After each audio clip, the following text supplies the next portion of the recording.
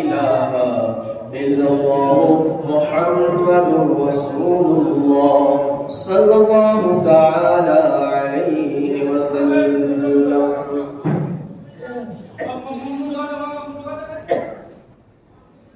আলহামদুলিল্লাহ, সমস্ত প্রশংসা, সমস্ত তারিফ সেই মহান রব্বুল আলামিনের জন্য, যে মহান রব্বুল আলামিন আমাদেরকে আজ পবিত্র জুমার দিন জুমার নামাজের উদ্দেশ্যে মসজিদ জামে রিজভিয়াতে আসার বসার তৌফিক দান করেছেন। আমরা সকলে বলি আলহামদুলিল্লাহ। প্যারে হাজরিন, আজ আমি কুরআনুল কারীম ফুরকানুল মাজিদের আয়াতের একটি টুকরা তেলাওয়াত করেছি। যেহেতু জানুয়ারি মাস, এই মাসের মধ্যে নতুন নতুন অ্যাডমিশন হয়ে থাকে স্কুল, কলেজ, ইউনিভার্সিটি গুলোতে ইলমের জন্য, তাই কুরআনুল কারীম ফুরকানুল মাজিদ থেকে একটি আয়াতের টুকরা তিলাওয়াত করলাম। আল্লাহ রাব্বুল আলামিন ইরশাদ করেন, কুল, হে হাবিব আপনি বলে দিন, হাল ইয়াস্তাবিল লাযিনা ইয়ালামুনা ওয়াল লাযিনা লা ইয়ালামুন, যারা জানে এবং যারা জানে না তারা কি সমান হতে পারে? অর্থাৎ আল্লাহ রাব্বুল আলামিন এই আয়াত থেকে এটাই বোঝাতে চাচ্ছেন, যারা আলিম এবং যারা জাহিল তারা কোনোদিন সমান হতে পারে না। এই কথাটি যদি কোন আলিম সাহেব বলতেন, কোন জ্ঞানী গুণী ব্যক্তিরা বলতো, তবে হতে পারে আমাদের একটি সমাজ তাকে অনেক ধরনের কথা বলতো, তুমি ইলম অর্জন করেছো তাই তুমি নিজের ইলমের জন্য এমন এমন কথা বলছো। কোন আলিম সাহেব, কোন মুফতি সাহেব যদি এই কথাটি বলতেন যে একজন আলিম একজন জাহিল বরাবর হতে পারে না, তো হতে পারে আমাদের একটি পুরো সমাজ তার বিরোধিতা করত, তার ব্যাপারে কথা বলতো যে তিনি আলিম হয়েছেন তাই তিনি জাহিলদেরকে বলছেন যে আলিম এবং জাহিল সমান হতে পারে না। কিন্তু প্যারে হাজরিন, এই কথাটি দুনিয়ার কোন আলিম বলেনি, বরঞ্চ এই কথাটি তিনি বলেছেন যিনি সব কিছু সৃষ্টি করেছেন, যিনি আপনার আমার মালিক, যিনি আপনার আমার খালিক, আল্লাহ রাব্বুল আলামিন এই কথাটি বলে দিলেন, যারা জ্ঞানী যারা জ্ঞানী না তারা কোনোদিন সমান হতে পারবে না। কুল হাল ইয়াস্তাবিল লাযিনা ইয়ালামুনা ওয়াল লাযিনা লা ইয়ালামুন, যারা জানে এবং যারা জানে না তারা বরাবর হতে পারে?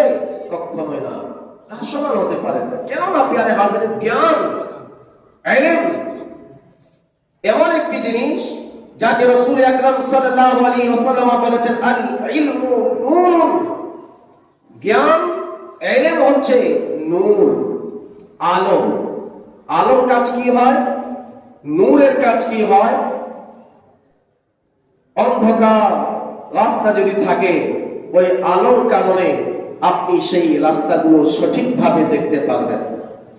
আর যদি আলো না থাকে, আপনি হাঁটতে তো পারবেন কিন্তু রাস্তায় খতরা বেশি হবে, বিপদ আপদ বেশি হবে। তো এই নূরের প্রয়োজন আমাদের রয়েছে, রোশনির আলোর প্রয়োজন রয়েছে। যদি আলো না থাকে তখন বোঝা যাবে সত্য কি মিথ্যা কি বোঝা কঠিন। আপনি এমন একটি রাস্তা দিয়ে, জঙ্গলের পাশ দিয়ে আপনি চলে যাচ্ছেন, এক তো জঙ্গলের রাস্তা, তার উপরে অন্ধকার, হালকা হালকা কিছু দেখা যায়, চাঁদের আলোতে যা কিছু দেখা যাচ্ছে দেখা যায়, কিন্তু এইভাবে কোনো আলো নেই, কোনো রোশনি ছিল না। তো জঙ্গলে সামনে একটা ছিল, মানুষ যখন হেঁটে হেঁটে চলে যাচ্ছিল, দেখছে বড় একটি বিশাল সাপ সামনে বসে রয়েছে। সে সাপটিকে দেখে একেবারে ভয়ে পালিয়ে গেল। সামনে তো বড় সাপ বসে রয়েছে, যে সে আমাকে এখন কামড় দিলে আমি তো শেষ, মরে যাব। কিন্তু এমন সময় আলো চলে আসলো, লাইট চলে আসলো, আর চারদিকে যখন ফর্সা হয়ে গেল, তখন সেই বান্দা চিন্তা করছিল যে এই জিনিসটাকে আমি বড় বিশাল সাপ ভেবেছিলাম, ওটা তো কোনো সাপ ছিল না, ওটা একটি ছিল রশি। একটা রশি ছিল। তো আলোর কারণে আপনি বুঝতে পারলেন আলো ছিল না, আপনি অন্ধকারের মধ্যে ছিলেন, আপনি একটি রশিকে সাপ ভেবে নিয়েছিলেন। আর যখন আলো চলে আসলো, তার আসল হাকিকত, প্রকৃত সূরত আপনি দেখতে পারলেন, ওটা কোনো সাপ না, বরং ওটা ছিল কি, একটি রশি ছিল। আপনি আর ভয় পাবেন না, ওই রাস্তা দিয়ে চলে যাবেন। তাই মানুষের কাছে যখন জ্ঞান হবে, ইলম হবে, তো ইলম এমন একটি আলো, এমন একটি জ্যোতি, যার কারণে বান্দারা ভালো এবং মন্দ সব কিছুই বুঝতে পারে। প্যারে হাজরিন, ইলম অর্জন করা সবার জন্য তো ফরজ আছে, কিন্তু কোন ইলম সবার জন্য অর্জন করা ফরজ? আজ আমরা শুধু এটা চিন্তা করি যে ইলম অর্জন করা ফরজ, ইলম অর্জন করা ফরজ, কিন্তু কোন ইলম অর্জন করা ফরজ? আপনি যদি স্কুল কলেজে যাবেন না, আপনি গুনাহগার হবেন না, কিন্তু আপনি যদি নিজ সন্তানদেরকে কোরআন শিক্ষা দিবেন না, অবশ্যই গুনাহগার হবেন। কথাটা কি ভুল? আমি আমার সন্তানকে যদি স্কুল কলেজে না পাঠাই, গুনাহগার হব না, কিন্তু ইলমে দ্বীন যদি, কোরআন শিক্ষা যদি না দেয়, তবে অবশ্যই গুনাহগার হব। বলুন কেন? বলে এর জন্য যে কোরআনুল কারীম যদি শিক্ষা অর্জন না দেয়, তবে আমার সন্তান বা আমরা নামাজ পড়তে পারবো না। আর নামাজ না পড়তে পারলে আল্লাহ রাব্বুল আলামিনের পক্ষ থেকে আমাদেরকে গুনাহ লেখা হবে। আর মা বাবা যদি শিক্ষা না দেয়, তবে মা বাবাও গুনাহগার হবে। প্যারে হাজরিন, এর মানে এটা নয় যে অন্যান্য জ্ঞানগুলো যে রয়েছে তাকে আমি ছোট মনে করছি। প্রত্যেকটা জ্ঞান মানুষদের জন্য ফায়দা, উপকারিতা রয়েছে প্রত্যেকটি জ্ঞানের মধ্যে। আলেম সাহেব যারা রয়েছেন তাদের জ্ঞান তাদের কাছে, কিন্তু এর মানে এটা নয় যারা ইঞ্জিনিয়ার রয়েছে তাদের জ্ঞান কম হয়ে গেল। তাদেরও মাকাম আছে, যেহেতু তার কাছে জ্ঞান আছে। এখন যদি আপনি একটি বাসা বিল্ডিং বানাবেন, কোন আলেম সাহেবের কাছে তো যাবেন না, আলেম সাহেব আমি একটা বাসা বানাবো, আপনি একটি নকশা করে দেন, হবে নাকি? যেতে হবে কোথায়? ইঞ্জিনিয়ারের কাছে যেতে হবে। আলেম সাহেব একটি মাদ্রাসা বানাবেন, ওই মাদ্রাসা বানানোর জন্য তিনি নিজে নিজে তো বিল্ডিং বানাই নেবেন না। তিনি হতে পারেন আলেম, হতে পারেন বিজ্ঞানী, ভালো জ্ঞানী গুণী, তিনি মুহাদ্দিস আছেন, মুফাসসির আছেন, কিন্তু এর মানে এটা না যে অন্য দিক থেকে যারা জ্ঞান অর্জন করে নিয়েছেন তাদেরকে ছোট মনে করতে হবে না। যার কাছে জ্ঞান আছে, আল্লাহ রাব্বুল আলামিন এই জ্ঞানের নূর দ্বারা তাকে দুনিয়ার মাঝে তাকে সম্মান দান করে দিয়েছেন, তারও জ্ঞান আছে। এখন মনে করুন আল্লাহ যদি তৌফিক দান করে হজ অথবা উমরার জন্য আমরা যদি যাব, এর মানে এটা না যে আমি আলিম আছি, আমি নিজের প্লেন চালিয়ে নিয়ে চলে যাব। কে চালাবে? পাইলট চালাবে। তার কাছে ওই প্লেন চালানোর জ্ঞান আছে, সে শিখেছে। তাই কোন জ্ঞান করে ছোট তো হয় না।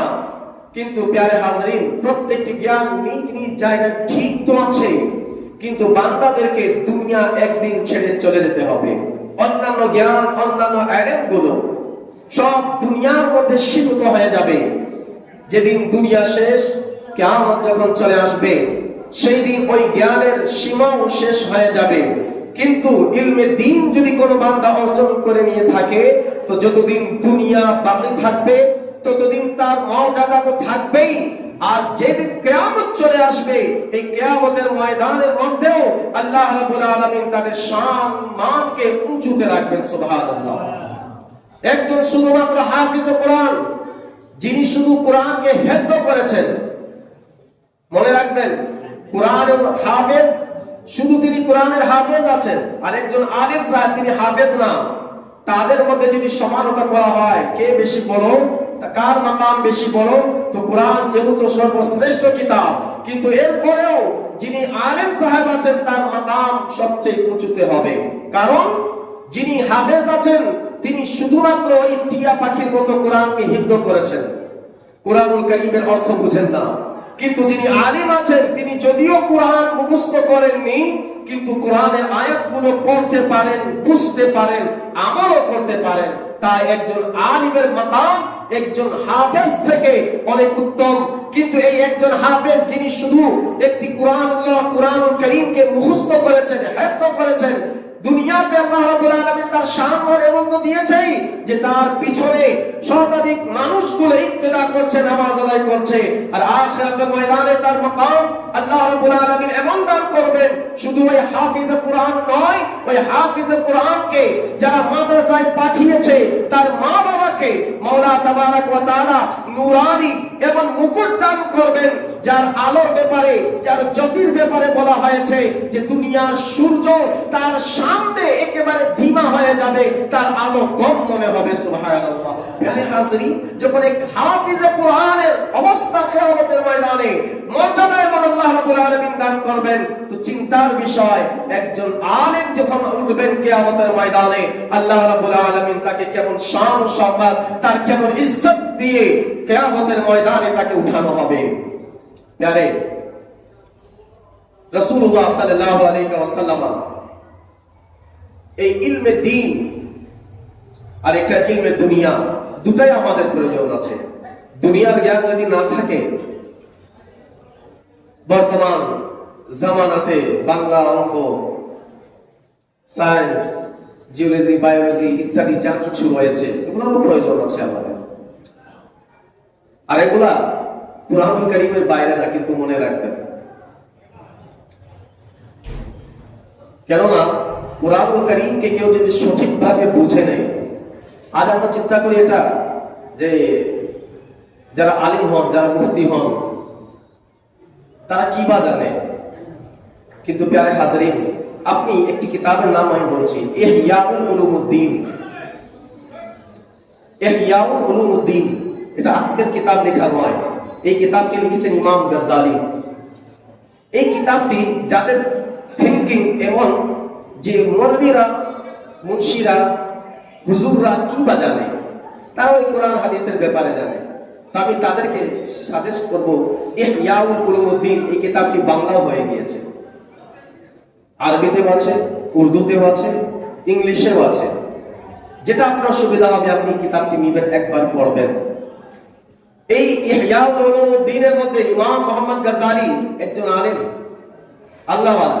তিনি এমন এমন বিষয়গুলো লিখেছেন মানুষের শরীরের ভিতরের অঙ্গ প্রত্যঙ্গের ব্যাপারে, যা আজকালকার সায়েন্স যারা রয়েছেন, বড় বড় জ্ঞানী গুণী ব্যক্তিরা, ডক্টররা রয়েছেন, তারা আজকে প্রমাণ করছে হ্যাঁ মানুষের ভিতরে এমন এমন জিনিস রয়েছে। মানুষের নাড়ি ভুঁড়ি, শ্বাস প্রশ্বাসের ব্যাপারে, অন্তরের ব্যাপারে যেই যেই বিষয়গুলো তিনি আজ থেকে শত শত বছর আগেই লিখে চলে গিয়েছেন, সেইগুলো আজ সায়েন্স গুলো প্রমাণ করছে এই কথাগুলো বাস্তব। কেননা তাদের কাছে কোরআনুল কারীমের জ্ঞান ছিল। আর কোরআনুল কারীম ফুরকানুল মাজিদের মধ্যে আল্লাহ রাব্বুল আলামিন ইরশাদ আগেই করে দিলেন, ওয়ালা রাতবিন ওয়ালা ইয়াবিসিন ইল্লা ফি কিতাবিম মুবিন। কোন ভিজা এবং সূক্ষ্ম বস্তু এমন নয় যা এই উজ্জ্বলময় কুরআনুল কারীমের মধ্যে নয়। অর্থাৎ যত ধরনের শুকনো এবং ভিজা বস্তুর আলোচনা রয়েছে, সব কিছুই এই কুরআনুল কারীমের মধ্যে রয়েছে। তো জ্ঞান শুকনা এবং ভিজার মধ্যে, জমিন শুকনা আছে আর সমুদ্র ভিজা আছে। সমুদ্রের গভীর থেকে গভীরের ভিতরে যা আছে সব কিছুর জ্ঞান কুরআনুল কারীমে রয়েছে। আর শুকনো এই জমিনের 7টি জমিনের নিচ পর্যন্ত, তাহতুস সারা পর্যন্ত এবং সপ্তম আসমান সিদরাতুল মুনতাহা পর্যন্ত যা জ্ঞানগুলো রয়েছে, সব কিছুর জ্ঞান আল্লাহ রাব্বুল আলামিন এই কুরআনুল কারীম ফুরকানুল মাজিদে রেখে দিয়েছেন। এখন প্রশ্ন হচ্ছে যে হুজুর, আজ আপনার বক্তব্য শুনে মনে হয় যে আমাদেরকে আলিম হতে হবে, কিন্তু প্যারে হাজরিন, আমি বলবো যে ইলমে দ্বীন অর্জন করা সবার জন্য ফরজ। একটা কথা মনে রাখবেন, যেহেতু এই কথাটা উঠেছে, আমি কথাটা আপনাদেরকে বলে দেই। ইলমে দ্বীন অর্জন করা, শিক্ষা অর্জন করা ফরজ, শিক্ষা দেওয়া ফরজ না। উস্তাদরা যিনারা শিক্ষা দিয়ে দিচ্ছেন, আপনাদেরকে যে পড়িয়ে দিচ্ছেন, পাঠ করাচ্ছেন, তাদের জন্য ওটা ফরজ ছিল না। বরঞ্চ তালিব ইলমের জন্য অর্জন রয়েছে, জরুরি রয়েছে, সেই ইলম অর্জন করবে। শিক্ষা দেওয়া এটা তো মুস্তাহাব, মুস্তাহাব একটি আমল। ইলমে দ্বীন অর্জন করা ফরজ রয়েছে। আমাদেরকে চেষ্টা করতে হবে যে আমরা ইলমে দ্বীন অর্জন করি। প্রিয় হাজরিন, এখন আমাকে কি আলিম হতে হবে, মাদ্রাসায় ভর্তি হতে হবে ইলমে দ্বীন অর্জন করার জন্য? আমি বলবো না। ইলমে দ্বীন যেহেতু অর্জন করা ফরজ, কতটুকু আপনাকে পুরো মুফাসসির হতে হবে না, কোনো মুহাদ্দিস হতে হবে না, কমপক্ষে এতটুকু জ্ঞান আপনার হওয়া উচিত ইলমে দ্বীনের জন্য, যে আপনি নামাজ যদি পড়েছেন তো নামাজের ব্যাপারে সব কিছুই আমার যেন জানা থাকে, আমি আমার নামাজ সঠিকভাবে আদায় করতে পেরেছি কিনা। যদি আমার উপরে যাকাত ফরজ আছে, তা আমি যাকাতের ব্যাপারে আমাকে ইলমে দ্বীন অর্জন করা ফরজ। বিয়ের উপযুক্ত হয়েছি, বিয়ের ব্যাপারে ইলমে দ্বীন অর্জন করা ফরজ। আর আজকাল তো আমরা এই সব ব্যাপারে কিছুই জানি না। বিয়ে শাদী হয়ে গেল, রাগের মাথায় 3 তালাক কি 10 তালাক দিয়ে দিলাম, এরপরে মৌলানা সাহেব আমি তো রাগের মাথায় তালাক দিছি, এখন বলুন না কোনো সুরত আছে নাকি? এর জন্য প্যারে হাজিরিন, যখন আপনি বিয়ে করেছেন তো বিয়ের ব্যাপারে ইলমে দ্বীন অর্জন করে না, যে শরীয়ত এই বিয়ের ব্যাপারে কি কি আমাদেরকে বলেছে। আজ এগুলা না জানার কারণে আজ বর্তমান সমাজের মধ্যে অহরহ বান্দারা তালাক দিয়ে দিচ্ছে। এখন তালাকের পরে যখন তালাক হয়ে গেল, আলাদা হয়ে গেল, তারপরে মাওলানা মুফতির কাছে এসে বলে আমি তো রাগের মাথায় বলেছিলাম কোন রাস্তা দেখিয়ে দিন। এখন কোন রাস্তা হবে? বাস এখানে আজকে একটি মাসলা বুঝে নিন, তালাক শব্দ যদি কেউ যদি জবান থেকে উচ্চারণ করে দেয় তার স্ত্রীকে কি আমি তোমাকে 3 তালাক দিয়ে দিলাম, আর 3-এর বেশি দিলে তো শেষ, 3 তালাকে তো শেষ হয়, বেশি দিলে এটা অতিরিক্ত হয়ে গেল। আমি তোমাকে 3 তালাক দিয়ে দিলাম, যদি সরিহ জবানে অর্থাৎ প্রকাশ্য জবান থেকে সে যদি বলে দেয় তালাক শব্দ 3টা ব্যবহার করলো, 3 তালাক দিয়ে দিলাম, সে যদি ইয়ার্কি করে বলুক, মস্কারি করে বলুক বা রাগের মাথায় বলুক, তালাক হয়ে যাবে। আর কোনো আপোষ নেই হিল্লা শরী ব্যতীত, আর কোনো সুযোগ নেই, যেহেতু প্রকাশ্য ভাষায় বলেছে সে আমি তোমাকে তালাক দিয়ে দিলাম। তাই এই জায়গাতে আর কোনো উপায় হবে না। তাই যখন বিয়ের উপযুক্ত হবে, ইলমে দ্বীন বিয়ের ব্যাপারে কি কি ইলমে শরীয়ত আমাদেরকে বলেছে তার জ্ঞান অর্জন করাটা আমাদের জন্য ফরজ। হজ করতে যাচ্ছেন, উমরা করতে যাচ্ছেন, তো হজের ব্যাপারে শরীয়ত আমাদেরকে কি বলে এই ব্যাপারে জ্ঞান অর্জন করা ফরজ। রাসূল আকরাম সাল্লাল্লাহু তাআলা আলাইহি ওয়া সাল্লাম ইলমে দ্বীনের ব্যাপারে বলেছেন, শুনো, কুন আলিমান, তোমরা আলিম হয়ে যাও। প্রথমে কি বললেন? কুন আলিমান, আলিম হয়ে যাও। আলিম হওয়ার জন্য রাসূলুল্লাহ সাল্লাল্লাহু আলাইহি ওয়াসাল্লাম বলেছেন, কেননা ইলম থেকে রাসূলুল্লাহ সাল্লাল্লাহু আলাইহি ওয়াসাল্লামকে অনেক মহব্বত, অনেক প্রেম ছিল। আমল তো আছেই, কিন্তু আমল তখনই আপনার কবুল হবে যখন আপনার আমলের সঙ্গে ইলম হবে। একজন গায়র আলিম, যিনি আলিম না, আরেকজন আলিম সাহেব, এই দুজনের মধ্যে একটু ব্যবধান আপনাদেরকে আমি বুঝিয়ে দেই। একজন গায়র আলিম, যিনি আলিম না, তিনি যদি সারা রাত জেগে নফল ইবাদত করতে থাকেন, ভালো করে বুঝবেন, যিনি আলিম না তিনি সারা রাত জেগে নফল ইবাদত করতে আছেন, আর এক আলিম সাহেব এশার নামাজ আদায় করে ঘুমিয়ে পড়েছেন, ফজরে উঠলেন, ফজরের নামাজ পড়ে নিলেন, আর এদিকে আবেদ যিনি আলিম ছিলেন না সারা রাত নফল ইবাদত করেছেন। ওই আবেদ সাহেব সারা রাত কোরআন তেলাওয়াত করে নামাজ পড়ে যত নেকি অর্জন করবে, এক আলিম সাহেব সারা রাত ঘুমিয়ে তার থেকে বেশি নেকি অর্জন করবে। কেমন ব্যবধান আল্লাহ দিয়েছেন! কিন্তু আজ আমরা কি করি? আজ আমরা বলি বাচ্চোं को मौलवी बनाकर क्या होगा, কি করবে? ওই মসজিদের খাদিম হবে। কিন্তু মাঝে মাঝে আবার কেউ বলে, কিছুদিন আগে একটি কথা, আমি এক জায়গায় যাচ্ছিলাম নিকাহ পড়াইতে, আসর পর শুক্রবার, कहाँ जा रहे इमाम साहब? जा रहे निकाह पढ़ाने। बोले इमाम साहब का दिन है, 5 उंगली घी में सर कढ़ाई में। কথাটা বুঝেছেন? কি বললো? 5টা আঙ্গুল পুরা ঘিয়ের মধ্যে, মাথা পুরা কড়াই ভিতর, সব ইমাম সাহেবদের। হ্যাঁ, সব তো বুঝে নেব না, কিন্তু নিজের ছেলেকে ইমাম বানাইতে চায় না, ঠিক কিনা? আবার মাঝে মাঝে বলে ইমাম সাহেবের টাকায় না অনেক বরকত আছে, অনেক বরকত। বলে না, যাকে এরপর আর কথা বলি না, টাকাতে বরকত হয় না, নিয়তে বরকত হয়। হাজি সাহেব গলত থেকে টাকায় বরকত হয়। ইমাম সাহেবের বেতন কত হবে বললাম না, যতই হোক তার থেকে বেশি বেতন যারা ব্যবসা করে তাদের আছে, আছে কিনা? কিন্তু এরপর লোকেরা বলে না, ইমাম সাহেব হামেশা হাসি খুশি মেরাতে, হাসতেই থাকে, ঠিক থাকে, আলহামদুলিল্লাহ বলতে থাকে। প্যারে হাজিরিন, টাকায় বরকত হয় না, বরকত হয় নিয়তের উপরে। আপনি যেমন নিয়ত রাখবেন, আল্লাহ রাব্বুল আলামিন তেমন বরকত আপনাকে দান করবে। আজ মানুষ তো বলে যে মনি সাহেবের দিন ভালো চলছে, ইমামের দিন ভালো চলছে, কিন্তু নিজের ছেলেকে ইমাম বানাতে চায় না। কত হবে? 10,000 12,000 টাকা পাবি, ইঞ্জিনিয়ার বানাই দিলে লাখ লাখ টাকা ইনকাম করতে পারবে, এদিক থেকেও আসবে, এদিক থেকেও আসবে। সবাই কম হয় না, কিন্তু যেটা বর্তমান জামানায় চলছে। রাগ হয়ে গেল নাকি? প্যারে হাজিরিন, যাই হোক, রাসূলুল্লাহ সাল্লাল্লাহু আলাইহি ওয়াসাল্লাম কি বললেন? কোন আলেমান, আলেম হয়ে যাও।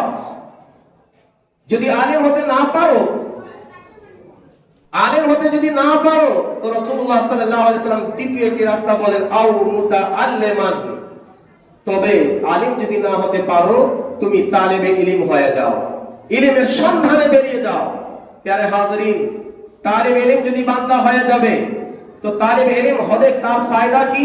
রাসূলুল্লাহ সাল্লাল্লাহু আলাইহি ওয়াসাল্লাম বলেন, বান্দা যখন ইলম অর্জন করার জন্য বাসা থেকে বেরিয়ে আসে, আল্লাহ রাব্বুল আলামিনের মাসুম ফেরেশতাগণ তার নূরানি পাখা তাদের কদমের নিচে বিছিয়ে দেয়। সুবহানাল্লাহ। এখন আপনি বলবেন, আবু মারহি क्या है, दाढ़ी सफेद हो गई है, ये अलग बात है। कुछ लोग 40 साल हो गए लेकिन अब तक बच्चे हैं। 40 বছর হয়ে গিয়েছে, এখনো বাচ্চা আছে। বলবেন, বাচ্চা कैसे भाई, 40 साल हो गए, अब तक दाढ़ी नहीं निकली है ना? तो बच्चा ही है ना वो, তারা এখনো বাচ্চা, এখনো দাড়ি বের হয়নি। এখন যখন বড় হবে, যেদিন দাড়ি বের হবে, সেদিন তাদের হুঁশ হবে। যাই হোক প্যারে হাজিরিন, এখন মুতাআল্লিম, তালিব ইলম হতে হবে। এখন আমাদের বয়স হয়েছে, আমরা মুতাআল্লিম, তালিব ইলম কিভাবে হব?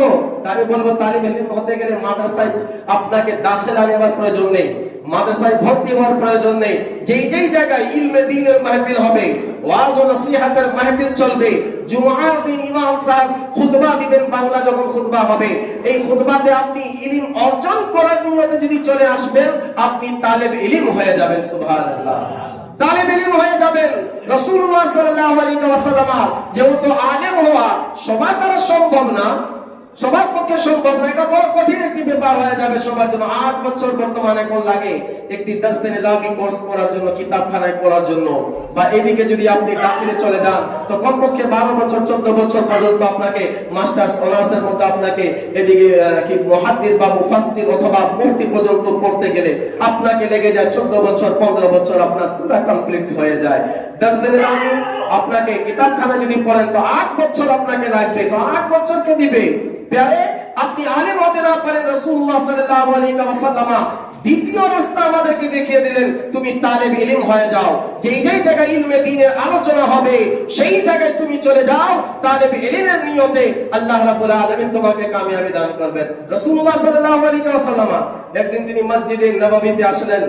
মসজিদে নববীতে আসার পরে দেখছেন কিছু সাহাবা একরামরা, তিনারা আল্লাহ রাব্বুল আলামিন জিকির আজকারে ব্যস্ত, আর কিছু সাহাবারা ইলমে দ্বীনের মজলিসে আছেন, ইলমের কথা চলছে। নবী সাল্লাল্লাহু আলাইহি ওয়াসাল্লাম মাঝখানে দাঁড়িয়ে গেলেন আর বললেন, দুজনেই ভালো কাজ করছে। যেহেতু আল্লাহর জিকির করা, আল্লাহ আল্লাহ করা, এটাও নেকির কাজ, ইলমের চর্চা করা এটাও নেকির কাজ। আর মনে রাখবেন, ইলমে দ্বীনের চর্চা এমন আছে নফল ইবাদত থেকে উত্তম, নফল ইবাদত থেকে উত্তম। যারা মাদ্রাসার তালিব ইলম, তাদের ব্যাপারে আজকে যদি বলি, কেউ আমার উপর আঙ্গুল যেন না উঠায়, শরীয়তের কথা আমি বলছি। এটা কিতাবের হাওয়ালাও আছে, আপনি নুরুল আনওয়ার মাসআলার যে কিতাবগুলো রয়েছে, অথবা আপনি নুরুল ইজাহত, যেটা সবচেয়ে নিচের ক্লাসের বই রয়েছে, এই কিতাবটা যখন দেখবেন, আপনি নুরুল ইজাহ মাসআলার যে কিতাব আছে, এই কিতাবের মধ্যেও লেখা রয়েছে, তালিব ইলম যারা ইলমে দ্বীন অর্জন করছেন, তাদের জন্য যে ফরজের পরে নফল ইবাদতগুলো রয়েছে, তারা এই নফল ইবাদত যদি না পড়ে এতটুকু সময় ইলম অর্জন করাতে লাগিয়ে দেয়, তাদের জন্য এটাই উত্তম। যাই হোক, নবী সাল্লাল্লাহু আলাইহি ওয়াসাল্লাম মাঝখানে দাঁড়িয়ে গেলেন, বললেন, তোমরা উভয়জনে ভালো কাজ করছো। কিন্তু রাসূলুল্লাহ সাল্লাল্লাহু আলাইহি ওয়াসাল্লাম যেদিকে আল্লাহর জিকির হচ্ছিল, যেদিকে জিকির আজকার হচ্ছিল, ওদিকে না গিয়ে যেদিকে ইলমের আলোচনা চলছিল সেই দিকে চলে গেলেন। প্রমাণ করে দিলেন যে ইলম যদি বান্দার কাছে থাকে, সেই বান্দা আমলও ভালো করে করতে পারবে। প্যারে হাজিরিন, এরপরে রাসূলুল্লাহ সাল্লাল্লাহু আলাইহি ওয়াসাল্লাম 3 নম্বর কথা বললেন, তুমি আলিম হয়ে যাও। 1 2 নম্বরে বললেন, তুমি আলিম যদি না হতে পারো, তালিবে ইলম হয়ে যাও, ছাত্র হয়ে যাও।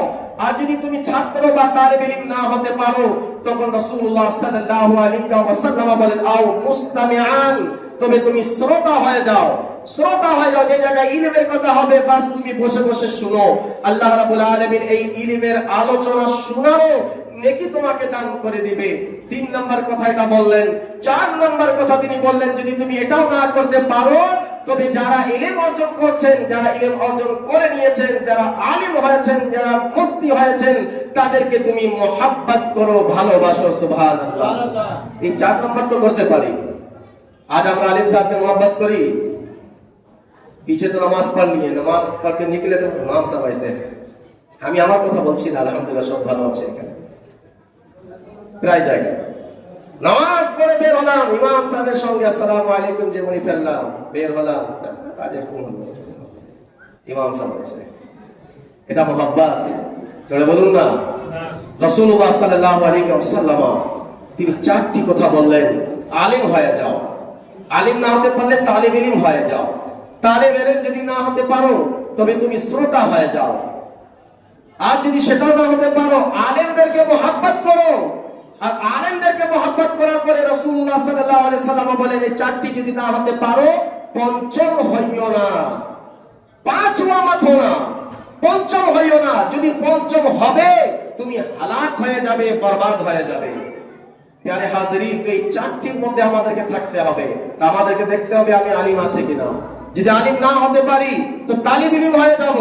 তালিব ইলম যদি না হয় তাহলে যেই জায়গায় ইলমের আলোচনা হবে, মাহফিল গুলো হবে, সেই জায়গায় গিয়ে আমরা বসে যাব। আর আজকাল আমরা মাহফিলে যাই তো কখন? যখন ইয়া নবী হবে তখন দোয়ার সময় যাব। কারণ उसके बाद तो खाना, जहां खाना वहीं जाना, আর जहां खाना नहीं वहां जाना नहीं। তো 4 নম্বরে বললেন তিনি তাদেরকে মোহাব্বত করো। আর এই তালিব ইলমের মোহাব্বত এমন একটি রয়েছে যে রাসূলুল্লাহ সাল্লাল্লাহু আলাইহি ওয়াসাল্লাম বলেন তাদের মোহাব্বত ওই কাল কিয়ামতের ময়দানে তোমাদের নাজাতের জরিয়া করে দিবে। একজন জামানায় বাদশা হয়েছেন মাহমুদ গজনবী, নাম শুনেছেন তো? বাদশা মাহমুদ গজনবী খুব আদিল এবং নেককার বাদশা ছিলেন। মাহমুদ গজনবীর বাদশার বাবার নাম ছিল খুব একটি কঠিন নাম, তার নাম হচ্ছে সুবুক্তিগীন। একটি কঠিন নাম আছে। মাহমুদ গজনবীর বাদশার নাম হচ্ছে সুবুক্তিগীন। এই মাহমুদ গজনবী যেহেতু বাদশা ছিল না, তার বাবা বাদশা, সে একদিন চিন্তা করেছে যেহেতু বাদশারা যত ইচ্ছে বিয়ে করে নেয়, যাকে ইচ্ছা বিয়ে করে, সে চিন্তা করলো আসলে কি আমার বাবা সুবুক্তিগীন আছেন নাকি অন্য কেউ? কেন এমনও হতে পারে যে আমার বাবা বিয়ে করলো এমন মহিলাকে যার ঘর থেকে আমি আগে থেকেই হয়ে এসেছিলাম, আমার বাবা অন্য কেউ হবে। প্রথম প্রশ্ন। দ্বিতীয় প্রশ্ন, তার অন্তরে এটা জেগে গেল যে রাসূলুল্লাহ সাল্লাল্লাহু আলাইহি ওয়াসাল্লাম একটি হাদিস আছে, আল উলামাউ ওয়ারাসাতুল আম্বিয়া। আলেম ওলামাগণ রাসূলুল্লাহ সাল্লাল্লাহু আলাইহি ওয়াসাল্লামের ওয়ারিস। এখন ওয়ারিস মানে এটা না আজকাল ওয়ারিসগণ যারা হন তারা সম্পত্তি পান, টাকা সম্পদ পান, কিন্তু ওলামারা আম্বিয়া ইকরামগণের ওয়ারিস হবেন। তারা কি পাবেন? রাসূলুল্লাহ সাল্লাল্লাহু আলাইহি ওয়াসাল্লাম বলেন ওই ওলামারা নবীদের বিরাসত থেকে কি পাবে? তারা জ্ঞান পাবে, ইলম পাবে। এই প্রশ্ন তাদের ছিল, এই হাদিসটি কি সঠিক আছে না বেশি? আর 3 নম্বর প্রশ্ন তার অন্তরে ছিল এটা যে কিয়ামতের ময়দান কি হবে কি হবে না, এটা কি বাস্তব হবে? এই 3টি প্রশ্ন নিয়ে মাহমুদ গজনবীর অন্তরে বারবার ঘুরপেচ খাচ্ছিল। কিন্তু দুনিয়ার কোন আলিমের কাছে প্রশ্ন কিভাবে করবে সে বাদশা? একদিন মাহমুদ গজনবী কোন দিকে সফরে চলে যাচ্ছিল। ওই জামানায় এভাবে তো ইলেকট্রিসিটি তো আবিষ্কারে হয়নি। অন্ধকার রাতের বেলা যেই পালকিতে বসে মাহমুদ গজনবী ছিল, ওই পালকারির সামনেই 2টি মশাল জ্বালানো ছিল। মশাল বুঝেন তো না? আগুন লাগিয়ে রাতের অন্ধকারকে দূর করার জন্য। আর বাদ বাকি যে পুলিশ বা সৈন্যরা যা ছিল তাদের হাতে করে এক একটি করে মশাল ছিল, যেহেতু রাতের অন্ধকার যেন অন্ধকার দূর হয়ে যায়। মাহমুদ গজনবী রাস্তার মাঝ থেকে যাচ্ছিলেন, এক এলাকা থেকে যখন তিনি চলে গেলেন, যেতে লাগলেন, তো দেখছেন কি পিছে পিছে এক ছেলে একটি বই নিয়ে, যেহেতু ওই সময় খুব রেয়ার অবস্থা, খুব পোর অবস্থা ছিল, লোকদের কাছে টাকা পয়সা খুব অভাব, এমনও ছিল যে তেল খরিদ করবে, তেলেরও তাদের কাছে টাকা ছিল না। এক তালেব ইলম একটি বই নিয়ে ওই যে মশাল স্বর্ণগুলো নিয়ে চলে যাচ্ছিল, ওই মশালের সঙ্গে সঙ্গে যাচ্ছে, আর ওই আলোতে সেই নিজের বইগুলো কিতাবগুলো পড়তে আছে। মাহমুদ গজনবী যখন দেখলো এই বাচ্চাটি এই মশালের আগুনের নিচে আলোতে ইলম অর্জন করছে, সে ভাবলো খুব গরিব হতে পারে, মনে হয় এর বাড়িতে এমনও টাকা পয়সা নেই যে তেল খরিদ করবে, আগুন জ্বালিয়ে সে নিজের পড়াগুলোকে কমপ্লিট করবে। মাহমুদ গজনবী কি করলো? তার একজন সঙ্গীকে বললেন কাজ করো, 2টি মশাল এই বাচ্চাকে দিয়ে দাও, কিছু তেল দিয়ে দাও, যেন তার ইলমের মধ্যে আল্লাহ রাব্বুল আলামিন আরো কামিয়াবি দান করুন, সে পড়তে পারো। সে দিয়ে চলে গেল। রাত্রের বেলা এক জায়গায় যখন থেমে গিয়েছে, মাহমুদ গজনবী ঘুমিয়ে পড়লো, মাথার চক্ষু বন্ধ করেছে, ভাগ্যের চক্ষু তার খুলে গেল। স্বপ্নের মধ্যে রাসূলুল্লাহ সাল্লাল্লাহু আলাইহি ওয়াসাল্লামের দিদার নসিব হয়ে গেল। তার অন্তরে তিনটি প্রশ্ন ছিল, আমার বাবা সুবুক্তিকিন আছে কিনা। দ্বিতীয় প্রশ্ন ছিল, আল উলামা ওয়ারাসাতুল আম্বিয়া, এই হাদিসটি সত্য কিনা। 3 নম্বর, কিয়ামত হবে কি হবে না। এই তিনটি প্রশ্ন তার অন্তরে ছিল আগে থেকে। রাসূলুল্লাহ সাল্লাল্লাহু আলাইহি ওয়াসাল্লাম তার স্বপ্নতে এসে আগেই বললেন, হে মাহমুদ গজনবী, আল্লাহ রাব্বুল আলামিন আমাকে জামিউল কালাম বানিয়ে দুনিয়াতে পাঠিয়েছে। জামিউল কালাম মানে অল্প কথায় বেশি বাক্য, কম বাক্যতে অনেকগুলো কথা। শব্দ কম হবে কিন্তু তার মধ্যে প্রশস্ত এমন হবে, যতটুকু আপনি চান ততটুকু নিতে পারেন। শব্দ চয়ন কয়েকটি শব্দ হবে কিন্তু তার মধ্যে তার অর্থগুলো ব্যাখ্যা বিস্তারিত অনেক আলোচনা হবে। রাসূলুল্লাহ বলেন, আল্লাহ আমাকে ফাসিহ এবং বালিগ বানিয়ে দুনিয়াতে পাঠিয়েছেন। শুনো, আমি তোমাকে বলি, হে রাসূলুল্লাহ সাল্লাল্লাহু আলাইহি ওয়াসাল্লাম স্বপ্নের মাঝে মাহমুদ গজনবীকে বলতে লাগলেন, হে সুবুক্তিকিনের ছেলে মাহমুদ, তুমি আমার একজন ওয়ারিসকে সাহায্য করেছো ইলমে দ্বীন অর্জন করার জন্য। কাল কিয়ামতের ময়দানে আল্লাহ রাব্বুল আলামিন তোমাকে জাযায়ে খায়ের দান করবেন। সুবহানাল্লাহ। রাসূলুল্লাহ সাল্লাল্লাহু আলাইহি ওয়াসাল্লাম তাকে দোয়া তো দিলেন, কিন্তু মাহমুদ গজনবীর অন্তরে যে তিনটি প্রশ্ন ছিল, যে আমার বাবা সুবুক্তিকিন আছেন কিনা আমি জানি না, কিন্তু রাসূলুল্লাহ তাকে প্রথম প্রশ্নের জবাব কি দিলেন, হে সুবুক্তিকিনের ছেলে। প্রথম প্রশ্নের উত্তরে জবাবদার হয়ে গেল যে আমার বাবা উনি আছেন, যেহেতু রাসূলুল্লাহর জবান থেকে বেরিয়েছে। দ্বিতীয় কথা কি বললেন, যে তুমি আমার ওয়ারিসকে সাহায্য করেছো। তার অন্তরে ছিল আল উলামা ওয়ারাসাতুল আম্বিয়া। এটা নবী হাদিস আছে কি আছে আমি জানি না। তো রাসূলুল্লাহ সাল্লাল্লাহু আলাইহি ওয়াসাল্লাম যখন আমার ওয়ারিসের কথা বললেন, এই হাদিস তার অন্তরে যে প্রশ্ন ছিল, এই প্রশ্নের জবাব সে পেয়ে গেল। 3 নম্বর ছিল যে কিয়ামতের ময়দান হবে কি হবে না জানি না। রাসূলুল্লাহ সাল্লাল্লাহু আলাইহি ওয়াসাল্লাম বললেন, কিয়ামতের ময়দানে আল্লাহ রাব্বুল আলামিন তোমাকে জাযায়ে খায়ের দান করবেন। এই 3 প্রশ্নের উত্তরে জবাবগুলো রাসূলুল্লাহ সাল্লাল্লাহু আলাইহি ওয়াসাল্লাম এক বাক্যতে দিয়ে দিলেন। প্রিয় হাজরিন, তো এই কারণটি কি ছিল, এই জায়গা থেকে আমরা বুঝতে পারলাম এটাই, যদি কোনো বাচ্চা কোনো বান্দা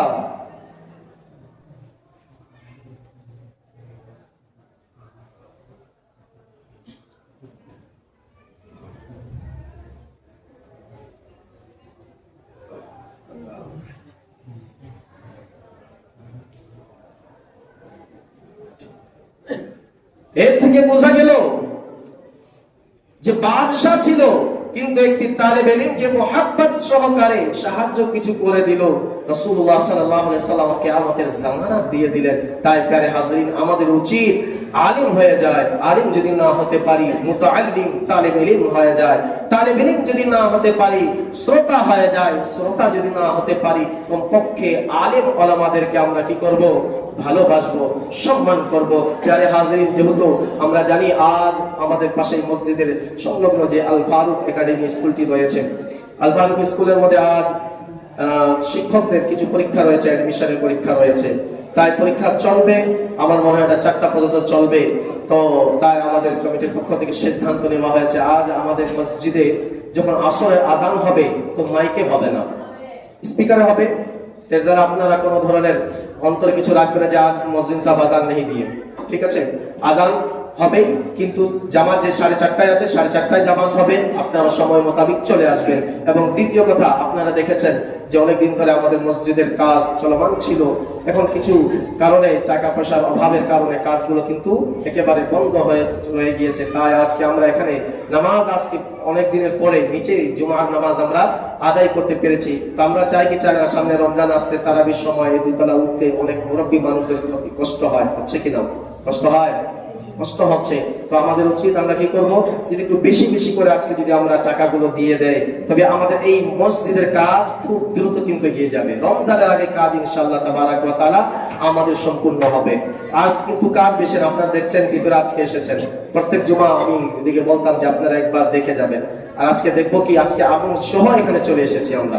আজকে আমরা এখানে ভালো করে দেখছি যে আজ শুধু আমাদের শুধু থাই লাগবে এবং টাইলস লাগবে, এই দুটো কাজ আমাদের বাকি আছে, আর আমাদের অন্য কোনো কাজ এই জায়গায় নেই। দরজা একটা আছে, আমাদের কেচি গেট আছে, ওই জায়গায় থায়ের একটা ব্যবস্থা হবে। তো থাই এবং টাইলসের আমাদের এখানে কাজ হবে। তো আপনাদের কাছে আকুল আবেদন থাকবে, এটাই আমার আপনাদের কাছে বিনীত অনুরোধ থাকবে যে আপনারা একটু বেশি বেশি করে মসজিদের প্রতি লক্ষ্য করুন। আল্লাহর ঘর মসজিদ আছে, আমরা জানি এই ঘরে দিলে আল্লাহ রাব্বুল আলামিন দুনিয়াতেও আমাদেরকে দান করবেন এবং আখিরাতেও আমাদেরকে দান করবেন। প্রিয় হাজিরিন, আপনারা অবশ্যই নামাজের পরে অনেক সময় আরেকটি কথা বলে দিয়ে যায়, সময় পার হয়ে যাচ্ছে, দেখা যায় আসসালামু আলাইকুম যখন আমি বললাম নামাজের শেষে, অনেক মানুষ দৌড়ে পালায় যায়। কেন? আপনি যখন যাওয়ার জন্য এসেছেন তো মসজিদে আসলেন কেন? अगर आपको जाना ही है मस्जिद से निकलकर, तो मैं आपको हाथ जोड़ के कह रहा हूं कि नीचे वाले फ्लोर में मत पड़े जहां इमाम साहब रहते हैं। आप ऊपर रहिए, आप ऊपर रहिए, आप ऊपर रहिए, या मैदान में पड़िए। वजह क्या है? क्योंकि যেহেতু আপনি যদি চলে যাবেন, আপনার দেখা দেখে আরেকজন উঠে চলে যাচ্ছে, তখন কি হয়? আমাদের মসজিদের কালেকশনের দিকে খুব একটা ক্ষতি হয়ে যাচ্ছে। প্যারে হাজির, তাই আপনারা কি করবেন? নামাজ হয়ে যাবে, দোয়া হবে, দোয়ার পরে কমপক্ষে 4 রাকাত বাদাল জুমা, এটা সুন্নতে মুআক্কাদা, এটা তো পড়তেই হবে। তারপরে আবার যে 2 রাকাত সুন্নতে মুআক্কাদা, এটা পড়তেই হবে। 6 রাকাত কমপক্ষে পড়তেই হবে। এই 6 রাকাত পড়ার পরে আমি বলবো, তারপর আপনার ইচ্ছা আছে, নফল আছে, আপনার ইচ্ছা পড়ুন বা না পড়ুন, কিন্তু নামাজের পরে জুমার 4 রাকাত 2 রাকাতের পরে 6 রাকাত যে নামাজ আছে, এটা আবশ্যক, এটা পড়তেই হবে। না পড়ে আপনি সবার সামনে আপনি চলে যাচ্ছেন, এক তো গুনাহগারও হচ্ছে। এখন আপনার দেখা দেখি ফালানা চলে গিয়ে আমি কেউ না যায়, তিনি চলে গেলেন, আমি কেন যাব না? তো যাই হোক প্যারে হাজিরিন, তো আপনারা আজকে বিশেষ করে খেয়াল রাখবেন আমাদের মসজিদের দিকে।